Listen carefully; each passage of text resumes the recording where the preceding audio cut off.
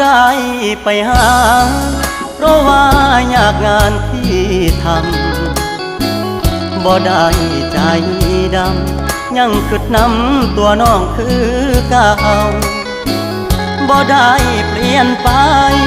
หัวใจอ้ายยังห่วงเจ้าบ่ได้ปล่อยให้เงาเสาร์อาทิตย์ติดงานโอทีได้แต่โทรหาน้องคงจะไม่ว่ากันบอกเคยเปลี่ยนพันสัญญาหากมันคนดีบ่ได้กักมีกิ๊กบ่ได้เลีกสัญญาที่มีย้อนงานยุ่งอีลีคนดีอย่าเครียดอายเด้อขอห